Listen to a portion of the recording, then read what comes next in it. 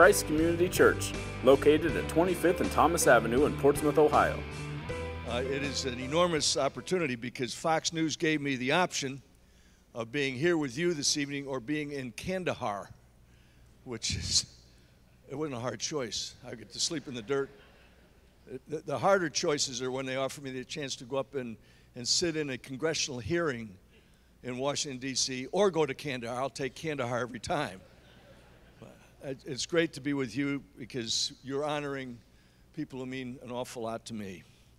You know, when I was a kid, and it was a long time ago, when I was a kid, it was called Armistice Day because on the 11th hour of the 11th day of the year the 11th month, 1918, World War I ended.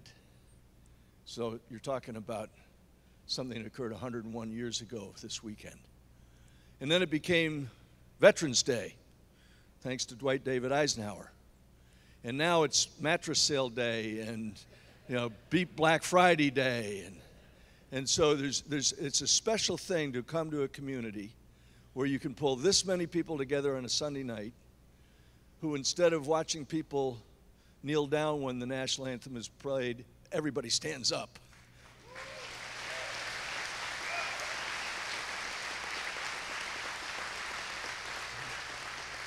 I promised Pastor Rawlings I would not get political. I'm trying like Dickens not to be political, but I do work for Fox News. And by the way, thank you for making Fox #1 so I've got a job. I have been blessed to spend my entire life in the company of heroes.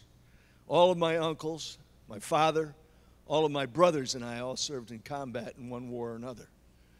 And so it wasn't hard to make the transition into doing what I'm doing today, because after I left the Marine Corps, I did some of the things that Dale was kind enough to describe here a few moments ago. But then Fox gave me the opportunity starting in 9/11/01 to keep company with a new generation of heroes that Dale just described here a few moments ago. Now, I say the word hero when I'm talking to young people, and what a wonderful band that you've got in this high school, but I know that some of you do. Beautiful music. But I know I've got, of those 17 grandkids, several of them are about your all age. And I know that when I talk to some of the youngsters, they think a hero is somebody who catches the pass in the end zone at the Friday night football game. Or a hero is someone who just sets a new Olympic record, or someone who just, you know, made a great movie, or maybe someone wearing a spandex suit and a cape. But my heroes wear flak jackets and flight suits, and they wear dog tags around their neck. And they go to work in the most difficult and dangerous places on the planet Earth, places where Dale and I have spent some time. And so I look at those kinds of opportunities and I say the classical definition of a hero is a person who puts him or herself at risk for the benefit of others. That's a hero. And that defines every one of the veterans who were honored in that beautiful imagery we saw on the screen, every one of you who have served in the armed forces of the United States, and, remember, puts themselves at risk for the benefit of others and their families, because they're all at risk. One never knows, in peacetime or wartime, it's still a very dangerous endeavor. Since June 1st this year until yesterday, 58 American service members have been killed in training before they ever got to a war. That's more than we've lost in combat in both theaters of war since June. Think about that. The wives and children of those who are serving in the armed forces never know when the chaplain is going to walk up the walk and tell a wife and children words they never want to hear. And so they're all at risk as well. Since 9/11, and Dale gave the numbers, 2.7 million young Americans have gone off to fight in this war. None of them have gone to places that one would consider to be comfortable. None of them went for any other reason other than that their country asked them to do so. And they're there to protect us from what happened on 9/11 and to offer others the hope of freedom. My job at Fox is to simply let these heroes tell their stories without telling bad guys things they don't need to know. And so I want you to just see what one of my producers put together last year when number 17 was being, I'm always a little worried when somebody introduces me that way because I'm a little concerned they're going to get it backwards, say the husband of 4, the father of 1, and well, I don't know where the 17 would have come from. But well, without getting too deep into that one, as that number 17 was born, the producer said, you know, you've missed so many birthdays and so many holidays and Thanksgivings and all those kinds of celebrations with him. I'm going to put something together that you can show him. So this is footage put together mostly from my helmet cam, but I'm in some of it. But these are the people we're talking about. These are the youngsters, these 2.7 million, who came into the service knowing that there was a war on when they didn't have to. They're remarkably well trained. They operate and maintain the most sophisticated weapons and equipment that the world has ever seen. The minimum requirement to get in the service today is high school graduate, but the average education is 13 and a half years for an enlistee and across the board in the armed forces. They've been taught chemistry and physics and ballistics and avionics, and they operate and maintain the most sophisticated weapons and equipment in the world. And they can take a life or save one because they're so remarkably well trained. They use their bodies like weapons. They use their weapons like part of their bodies. And they're up against an adversary who is suicidal in trying to kill them. Over 90% of the casualties in this war have been caused by improvised explosive devices, many of them worn by our adversaries who walk up and blow themselves to pieces. And when you see something like an MV-22 coming into a mountaintop, and you see a battalion commander getting off, he's in enormous jeopardy right there, something that didn't normally happen in most wars. And all of these youngsters that are out there know that they have each other's back. When they say, I've got your back, that is not the slogan of a mattress company. And every one of them, for the first time since the American Revolution, is a volunteer. Think about that. Nobody's drafted, nobody's press gang. Dexter, that beautiful lab right there, is the best improvised explosive device God ever made. And Smitty, his dog handler, you're going to see them again in a minute. They're a remarkable team together, because if you follow Dexter out of a helicopter, as I have done many times, you know you're not going to step on an IED because Dexter's not going to let you. That's the kind of people we have out there. You see a little bit of combat baseball, by the way. That was a bamboo bat and a rock. You saw what happened at first base in that picture. It's awful. And that's how they have fun when they can. I show you those things not to impress upon you the danger that they're in, but the kind of people that we've got serving in our armed forces today. And what they're up against is extraordinary. They also have certain criteria that's going to apply to everybody in this room by the time we're done tonight. There's 4 values, 4 qualities, 4 virtues, if you will. And I'm going to talk to you very briefly about them as a means of, if I can, encouraging you to keep some commitments. So number 1, situational awareness. Now, situational awareness, when you define it, doesn't simply mean that you're aware of what's going on around you. It means that you're also prepared to do something about it. And these youngsters have enormous situational awareness. I'll share this with you, friends. Situational awareness is not a flower that grows in every garden. And I've seen a lot of examples of what it's not.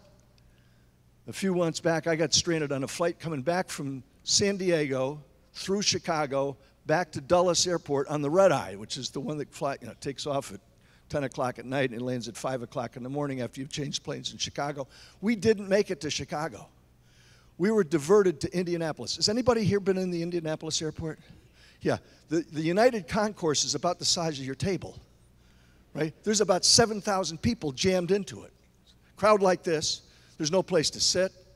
I know I'm not going to be home in time, so I'm looking for a place to charge my cell phone, which is out of battery. And I see a cell phone, or I see an electrical outlet behind an older man, and I'm old enough to know an older man when I see one. I walk over to the guy and I tap him on the shoulder. He's dozing. I'm wearing sunglasses and a baseball hat at 2 o'clock in the morning. I said, "Excuse me, sir, can I plug in my phone behind you?" He looks up at me and he says, "I know who you are. So let's not start something in here tonight that we can't finish. Can I please plug in my phone?" And then he says to me, "I read your book about World War II, and I cried on every page." Now, I've written 4 books about World War II, but he quit at 1. Okay. Can I plug in the phone, please, sir?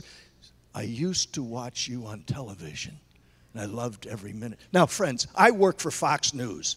All we ask of you, 24/7, 365, turn it on, leave it on, save the batteries in your remote, right? He used to watch me on television.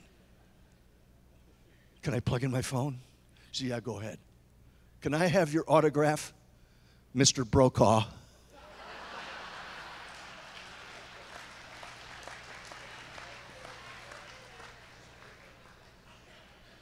None of the kids back in that band know who I'm talking about. Betsy, we've been married 49 years now. You can talk to each other very plainly after 49 years of marriage. For you youngsters who don't know that, you can. She says I have a gene defect. Since we're in church, Pastor, I'll put it this way. She calls it the smart, well, it begins with A, but it's not Alec.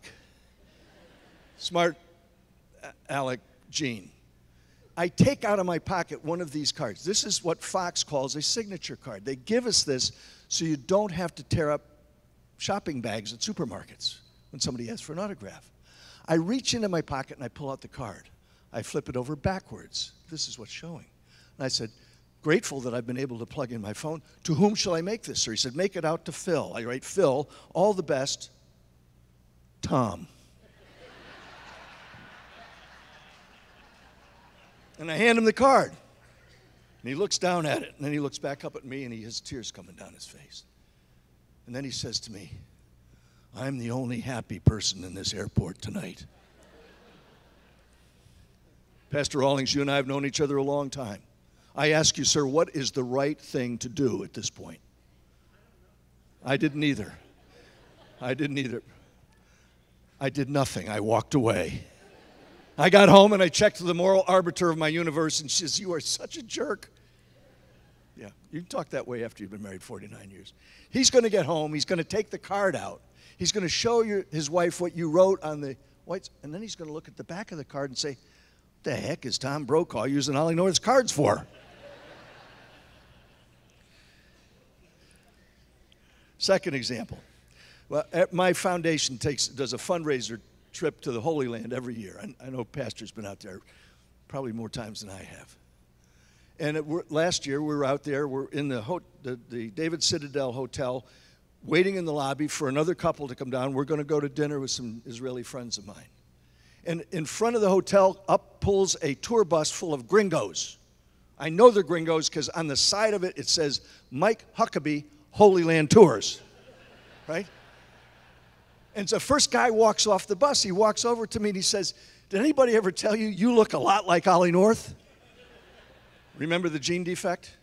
I say to him, well, it's a good thing I look like Ollie North because I'm sleeping with his wife.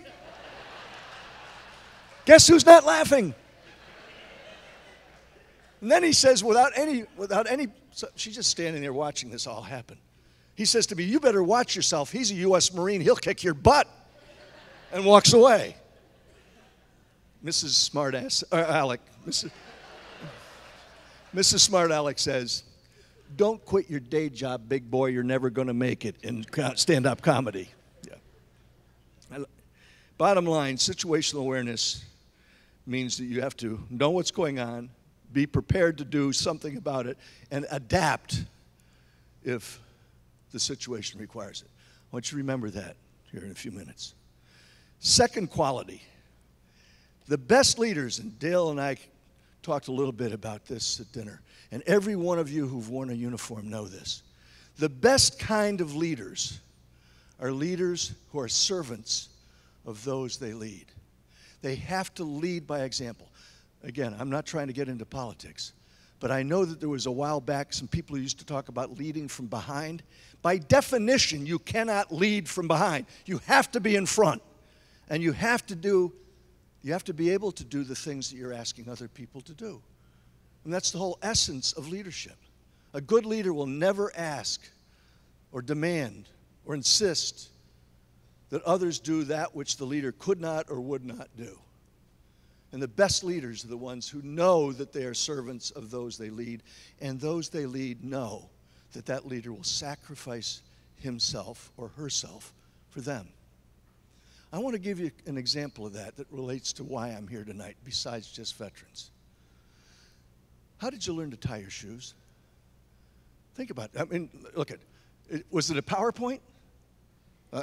Did you read the description in the Boy Scout manual that showed you 15 ways to tie 25 different knots?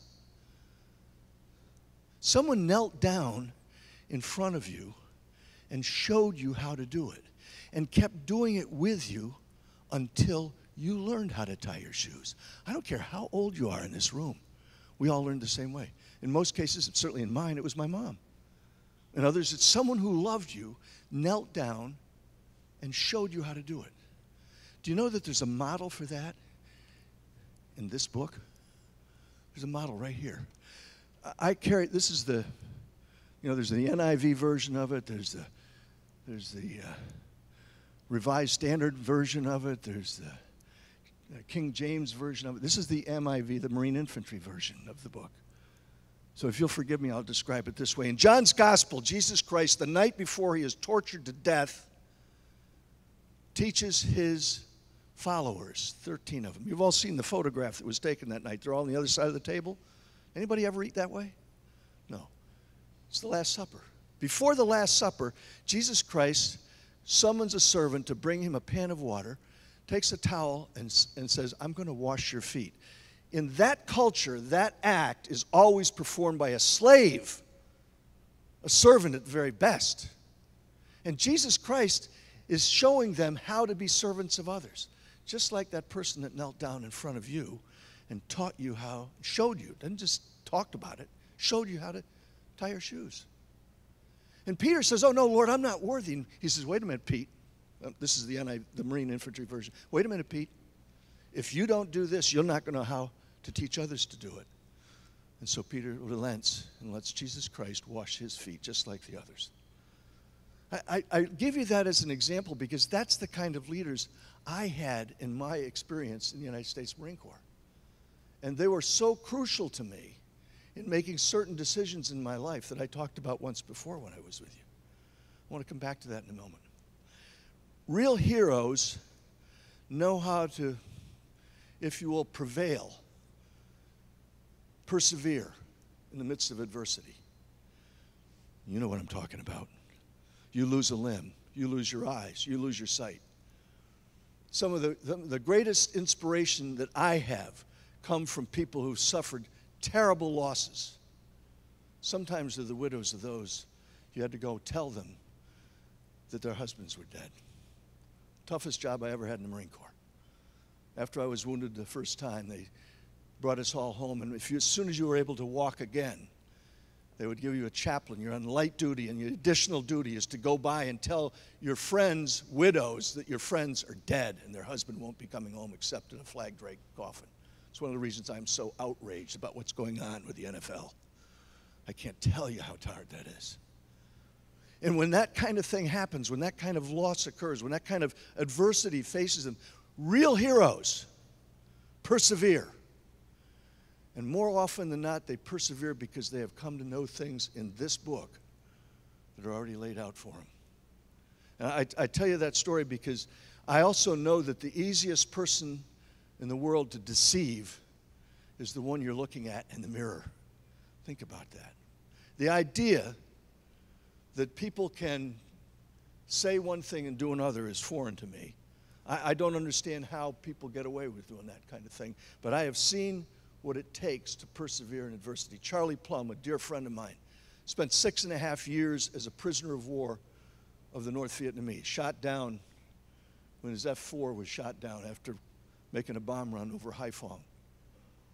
And they made Charlie Plumb the chaplain inside the Hanoi Hilton. Why? Because Charlie Plumb was the only one who knew the words in this book that were able to instill in others that they could persevere. They could make it through, even though until the very end, none of them knew if they would ever be freed, and if they were to be freed, when it would happen. Think about that. One of the hostages that I brought back from Beirut, David Jacobson, had been the administrator of the Beirut hospital at the American University of Beirut. And David freely admits that the only way he got through was memorizing what he'd gotten, and he kept asking him until finally they relented. They actually went out, these radical Islamic terrorists that held him from Hezbollah, went out and got him a Bible. Because he actually refused to eat, and they didn't want to die because a hostage is not worth anything dead. So they went out and finally got him a Bible. And he prayed with the others who were there as hostages. And he gave them encouragement to persevere in adversity. He didn't play the game of shoulda, woulda, coulda. He didn't play the game of why me. He didn't play the game of what would have been, what might have been. And if you're going to persevere in life with any adversity, you can't play that game because nobody ever wins it. Fourth quality, keeping commitments. You saw a brief snippet in the video of a fellow walking away from the camera with no legs. His name is Matt Lampert. He's a captain in the United States Marine Corps. Captain Matt Lampert was on his second combat tour in Afghanistan when I shot that video. When I brought it back, Fox wouldn't put it on air. They didn't put it on air because they thought it was too,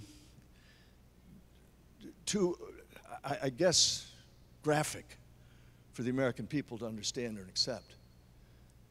What was really more important is what Matt Lampert said, because he's a commander of a special operations unit. Listen to Matt Lampert talk about commitment right here. My name is Captain Matt Lampert. This is my second combat deployment to Afghanistan. And I just wish American people would understand there's a lot of people here that still believe in what we're doing out here and are willing to come back again and again to prove that point. Lost both legs. The IED that went off next to him took off both legs in what's called a traumatic amputation. The war in which many of us served, called Vietnam and before. If you had lost both limbs, two limbs, in a traumatic amputation, about 99% chance of dying. Today, because of the remarkable medical advances, how well trained the Navy corpsmen and the Army and Air Force medics are, they're actually living through all of that. Some of the hemostatic bandages that they put on those wounds stop the bleeding instantly. And so instead of bleeding out and dying, they live. And they come back and they persevere, just like Matt Lampert did. I show you those things because I don't want you to think that it doesn't take something special in a person to get through those experiences. I want to show you two quick examples. I showed you just a few moments ago Dexter the dog. If you look at the screen, you'll see on the right-hand side of the screen, that's Dexter. Now, these guys didn't high-five when Dexter and Smitty showed up. This is a frame shot from my helmet camera because I've just been assigned to this team to go on the helicopter assault with them. And I'm glad because Dexter is going to be there, and I know Dexter's not going to step on an IED, and so I'm more than likely to get through it. What do these guys do? High-five, fist bumps? What happened right here, there's a lieutenant in that circle. They're not going out on a football field. They're not high-fiving.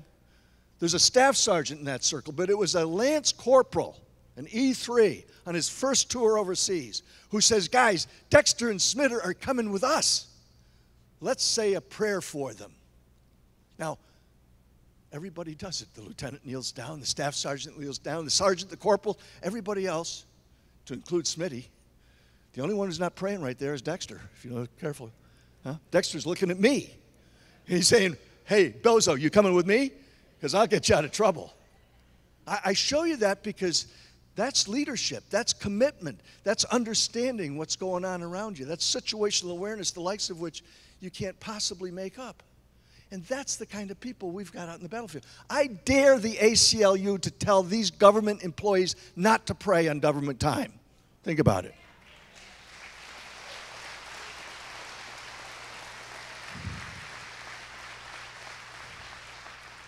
This is shot on the 6th of April, 2003. It was the first week of the war, actually second week of the war. We crossed the line of departure on the 18th of March from Kuwait. We're driving on Baghdad. Baghdad is the smoke you see in the background. And the Marine Rifle Company I'm with is Charlie Company, 1st Battalion, 5th Marines. They're leading the attack to Baghdad. The rest of the entire Marine Division is behind us about 10 kilometers. And they're racing up the highway to secure a bridge. And they get ambushed by a Republican Guards regiment of about 700 troops. How the How the drones, as our press calls them, missed it is beyond me. And they're in this incredible gunfight. They spin the vehicles around backwards to give them a little more offset for the RPGs and 50 caliber machine guns that are being fired at them.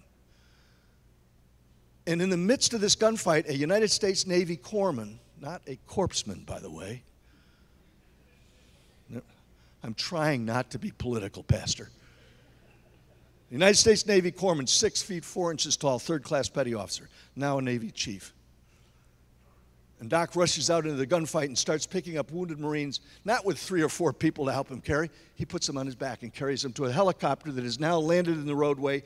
And at this point, I've run after him several times because just before the gunfight started, I was interviewing him in the back of an armored vehicle. And he jumped out and raced off into the gunfight, and there's footage shot by others that show me running behind him, A, because I can't keep up with him, and B, because he has my microphone. And Mr. Murdoch's going to want it back.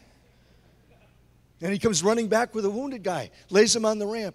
A shock trauma team on the helicopter wraps him in a shock blanket, starts an IV, and lays him on a litter inside the bird. And he comes back with a second one, a third one. This is the 4th casualty.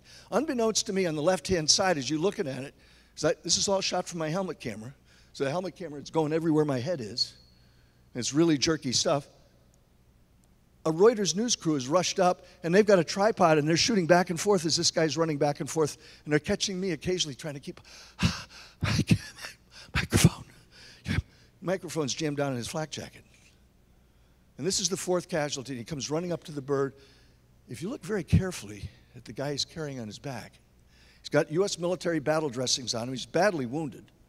That's not a United States Marine. The guy he's carrying on his back is a wounded Republican guardsman, an enemy combatant. He just tried to kill the corpsman and the Marines. He'd have shot down the helicopter, and now he's going to get a ride on it. He's going to go to a hospital. He's going to be treated with human and Christian compassion, the likes of which somehow or another my colleagues, my erstwhile colleagues in the mainstream media just can't tell you about. I don't know why. Maybe they don't understand it. But that's true Christian compassion. He lays him down on the ramp. They treat the wounded guy the same way. They just pat him down and make sure he doesn't have any grenades or explosives on him. They put him in a shock blanket on a litter and start an IV. And the helicopter is now it's getting holes in the side from the gunfire. Look at the skin of a helicopter is as thin as a Coke can. I'm in church. Coke can. You can stick a pencil through it. And the bird's taking rounds, and the crew chief yells, "We've got to go. These guys that were hurt are going to get killed." And so the bird lifts off, and the corpsman and I are running back, and all the gunfire shifts to the helicopter. And out of nowhere, the Reuters news crew shouts out, "Hey, mate, what did you do that for? Didn't you notice that was an Iraqi?" And because I am in church, look, these are guys who can take vulgarity to the level of a new art form, but they're not afraid to be carrying and reading from this book. And the corpsman looks at the Reuters news crew and gives them a gesture. You guys can explain that to the women later on. Gives them a gesture and says, "Didn't you bleepers," he didn't say bleepers, "didn't you bleepers notice he was bleeping wounded? That's what we do. We're Americans." What a wonderful testimony to who we are.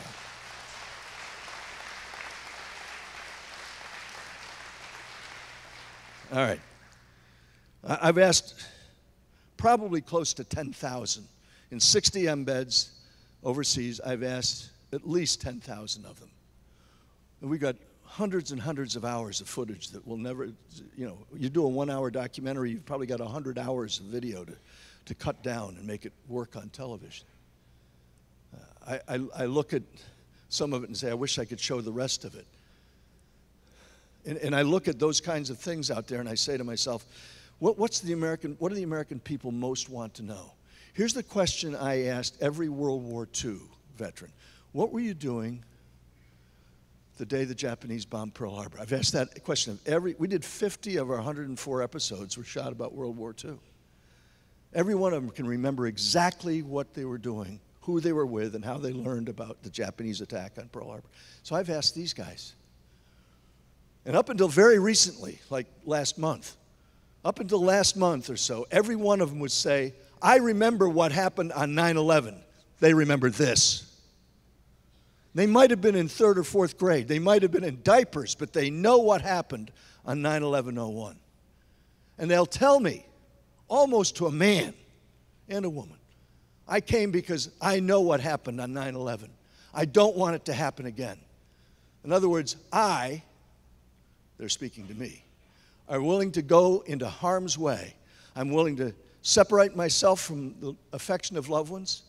I'm willing to put myself in jeopardy because I don't want that to happen again. You talk about self-sacrifice.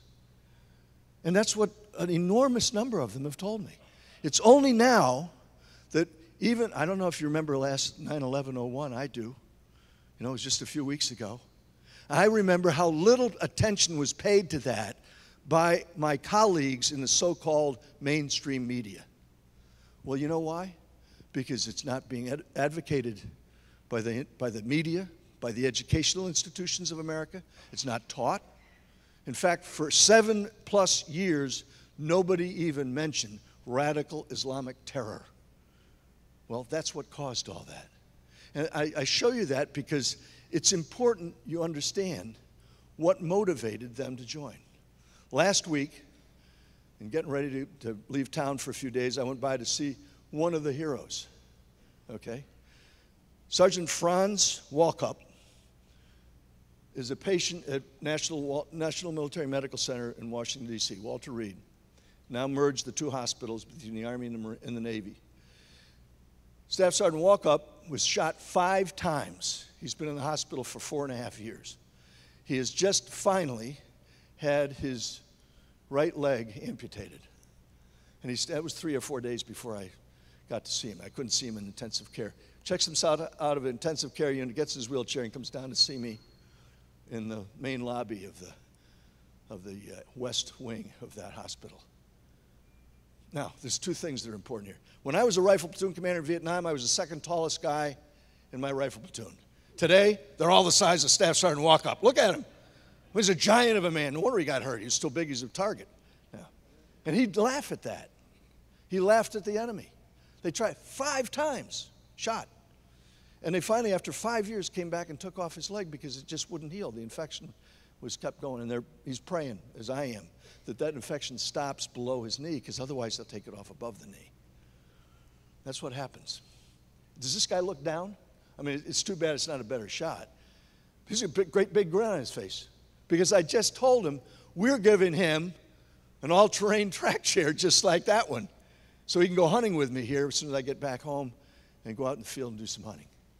There's no despair. There's no why me. There's no pity. He doesn't want pity.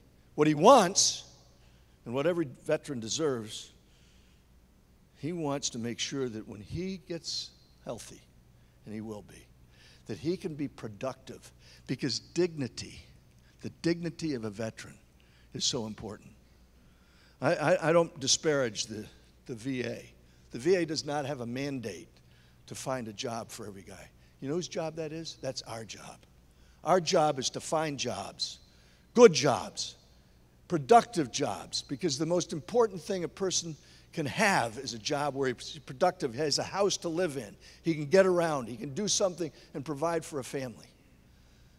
And so my appeal to you tonight is make a commitment to do that. If you know an employer that's got a good job and you know a veteran that doesn't have one, don't be, the Congress of the United States was supposed to pass 3 years ago a bill called Hire Heroes First. Guess what? It's never passed. It has yet to be passed. It was supposed to provide tax breaks for businesses that hired wounded veterans. Still hasn't happened. Even though the unemployment rate for veterans is better than it was, it's still not good enough. And for guys like that who can be very productive, they need to have some skill. They've got skills that needs to be recognized by good employers. And then there's one other thing. And this is something that may be even more important than anything else that I've said here this evening. Is there are those of us here who know where we are going and why we are going there. I'll just share this with you. It's very personal. I know exactly where I'm going when I draw my last breath. I know where he's going.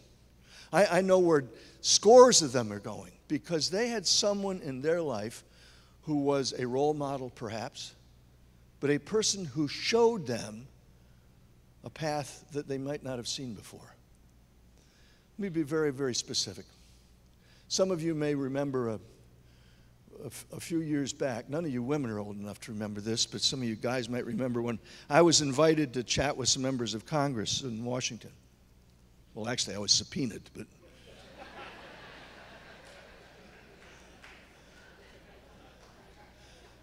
it's a real good thing that back in 1981, that was in 1987, it was 30 years ago in July. That's why none of you women are old enough to remember, you little kids, right? And so in 1981, I had the great blessing of being assigned as the operations officer for a Marine Infantry Battalion in which the commanding officer was known to be the brightest guy in the United States Marine Corps. His name was John Southey Grinolds, Lieutenant Colonel, United States Marine Corps. He had been picked up early for promotion from Major to Lieutenant Colonel and then picked up early again for Colonel. It didn't happen in the Marine Corps to a handful of us. And John Grinolds was also known as the brightest guy in the Marine Corps. He's the top of his class at West Point. I don't think he was number 1. He might have been number 2 at West Point. But he was a Marine. He was a Rhodes Scholar. He was a White House Fellow. He had an MBA from Harvard. And he was still a courageous Marine. A Silver Star, Purple Heart from his first tour in Vietnam. He'd done 2 of them. And he asked me to be his operations officer. And here's what went through my mind. He's going to be a general someday.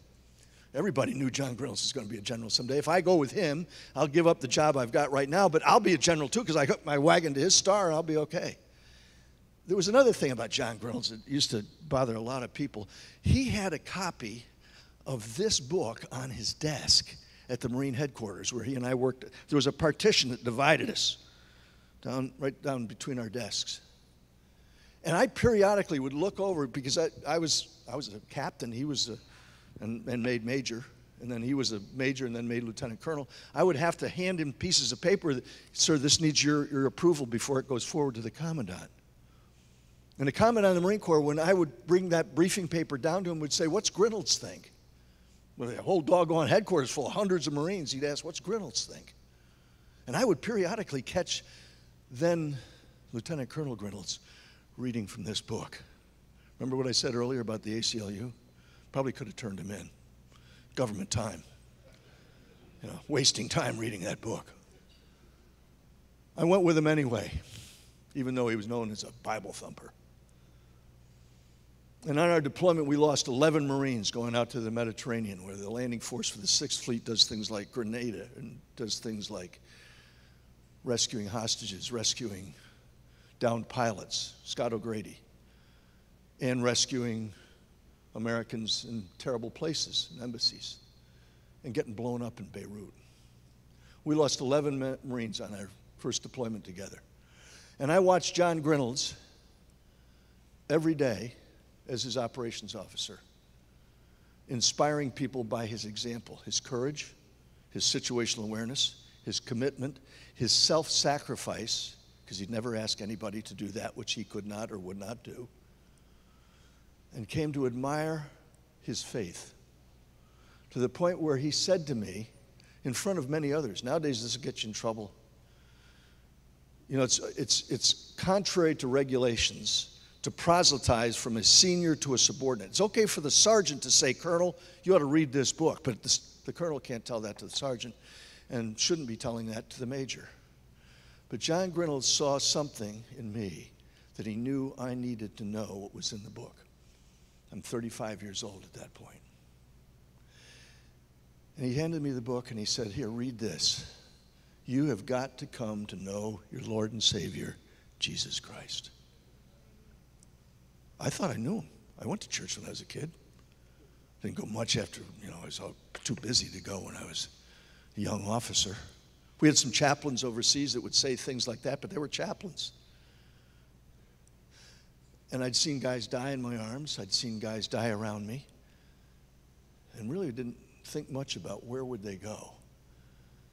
Where would I go? Until John Grinolds said this.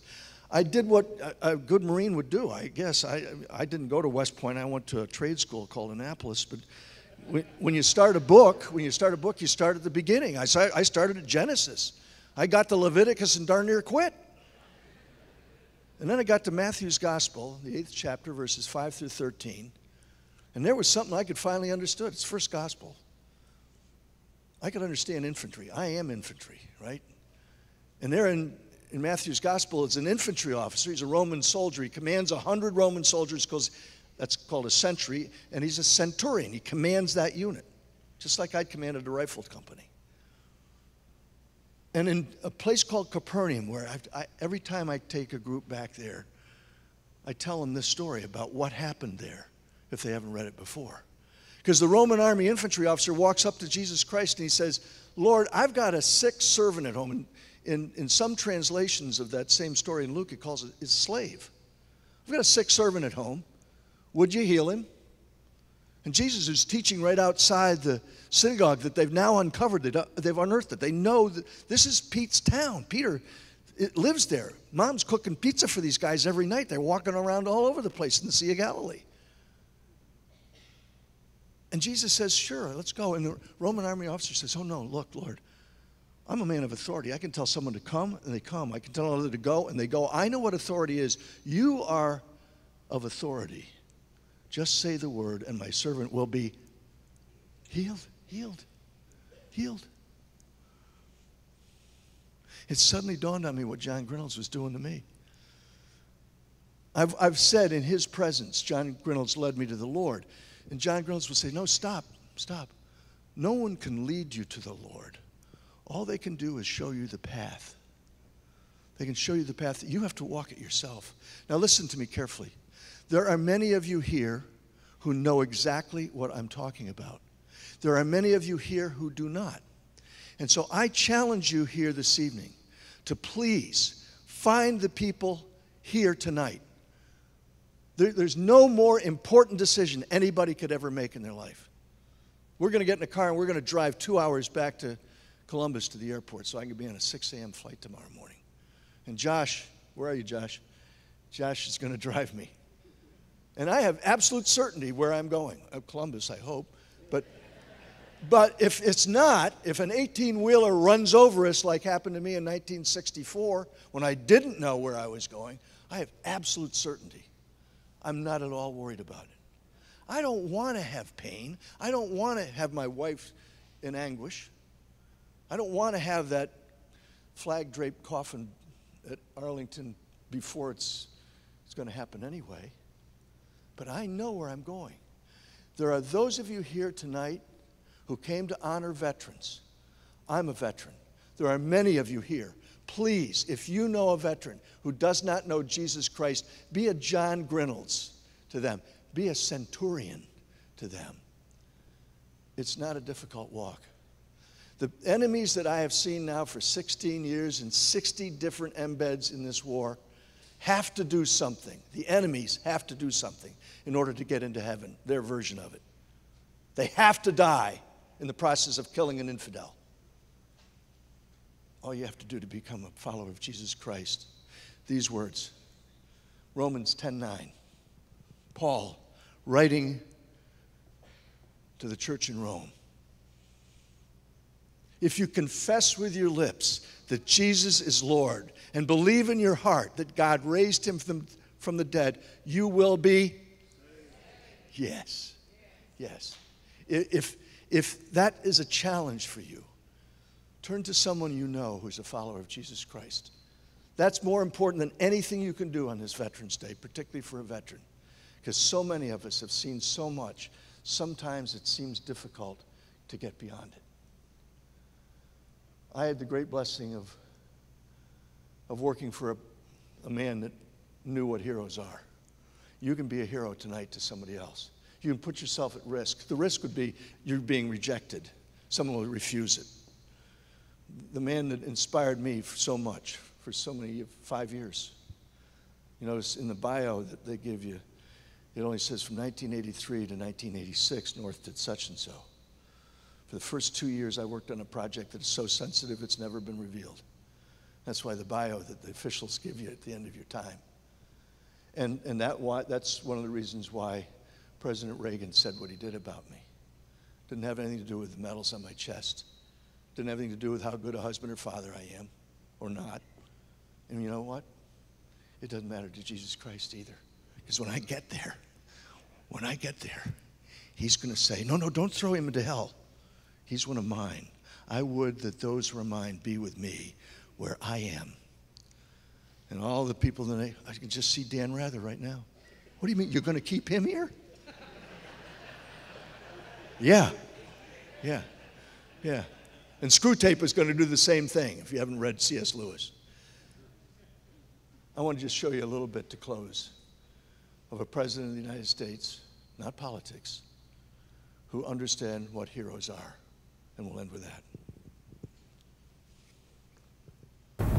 If we look to the answer as to why for so many years we achieved so much, prospered as no other people on earth, it was because here in this land we unleashed the energy and individual genius of man to a greater extent than has ever been done before. Freedom and the dignity of the individual have been more available and assured here than in any other place on earth. The price for this freedom at times has been high, but we have never been unwilling to pay that price. Those who say that we're in a time when there are no heroes, they just don't know where to look. The sloping hills of Arlington National Cemetery, with its row upon row of simple white markers bearing crosses or stars of David, they add up to only a tiny fraction of the price that has been paid for our freedom. Each one of those markers is a monument to the kind of hero I spoke of earlier. Their lives ended in places called Belleau Wood, the Argonne, Omaha Beach, Salerno, and halfway around the world on Guadalcanal, Tarawa, Pork Chop Hill, the Chosin Reservoir, and in 100 rice paddies and jungles of a place called Vietnam.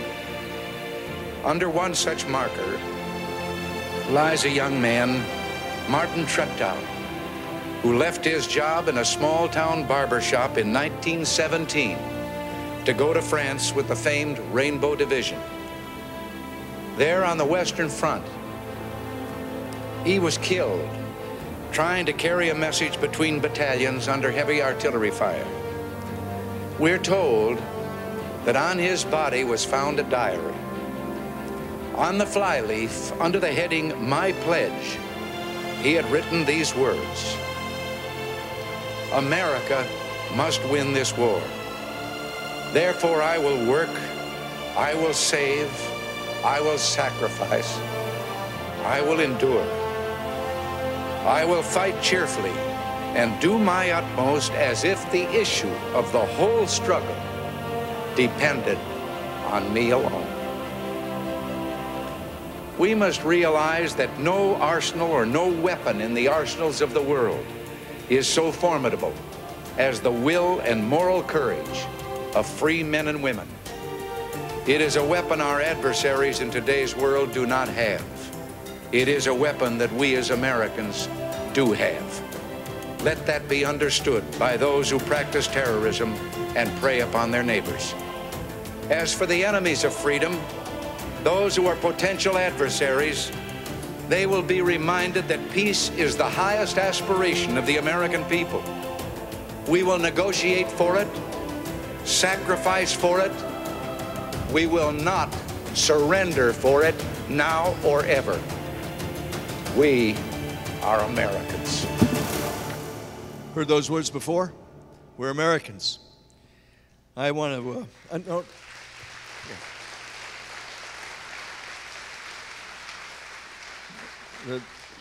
The video team that I work with at my foundation put that together with the permission of lots of people. And I appreciate, Pastor, the chance to be with you again. I hope that you all understand. My charge to you here this evening is not one of, if you don't do this, you're not a good person or something. I hope you also understand that for me, it's a lot easier to do that than some, because I spent my entire youth, 25 years, in an organization that has as its motto the words Semper Fidelis. That's not a slogan. Always faithful is a way of life. If we care for our veterans right, in ways that we described here this evening, America will remain the land of the free because it is the home of the brave. And it's wonderful communities like this that make all that true. God bless you, and thank you for having me here on Veterans Weekend. Christ Community meets on Saturday at 5 p.m. and Sunday at 10:30 a.m. For more information, visit www.christcommunity.net or check out our Facebook page.